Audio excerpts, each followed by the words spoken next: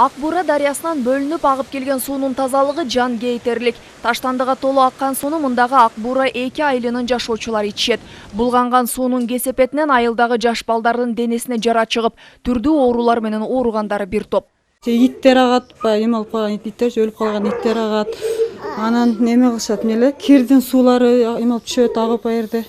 Өтө эмеси оор да, ичкенге эч неме жок да жердечи. Ошо жерде неме кылабыз, эми алып ичип атабыз. Неме жок, башка айлабыз жок да. Таза сууга зар болгон жашоочулар кошуна айылдан суу сурап алышкан. Алда тамчылап агып, кээде чыгат, кээде жок. Ошентип Ак Буралыктардын булганган сууга күнү түшүп калды. Суудан башка жол маселеси өтө орчундуу. 2011-жылы мамлекеттин 1 миллион 200 миң сом каражатына курулган көпүрө бүгүнкү күнгө чейин ачылбай турат. Ак Бура 2 айылына келе турган ген пландагы жолдун орду да бүгүнкү күндө бош эмес. Учурда жергиликтүүлөр айланып каттоого аргасыз. Өзү бул көпүрөнүн мамлекеттен акча бөлүнгөндөн кийин бир караш керек да. Караган эч ким жок. Ояка кайрылдык, архитектурага кайрылдык, шаардык архитектурага кайрылдык, райондук архитектурага кайрылдык. Чечебиз деди, эч ким келип чечкен жок да. Ана комиссия келип бир текшерип кеткен. Келген, бирок эч кандай неме болгон жок да.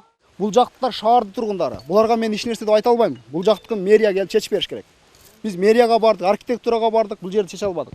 Бул жерлер 10 жыл мурун элдерге бөлүнүп берилген. Андан бери каралбай, жарыктыда тургундар өз каражатына алып келишкен. Ал эми Папан айыл өкмөтү жагдайды мындай түшүндүрдү. Статусу жок айылга биз акча бөлө албайбыз. Статусту эми келди. Кийинки бюджетте силерге каралат.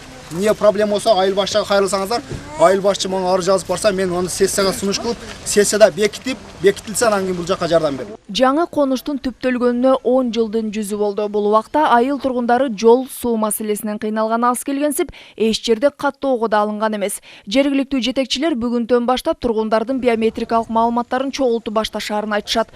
Ал эми Ак Буралыктар кышка чейин суу жана жол маселеси чечилсе экен деп гана үмүт кылып турушат.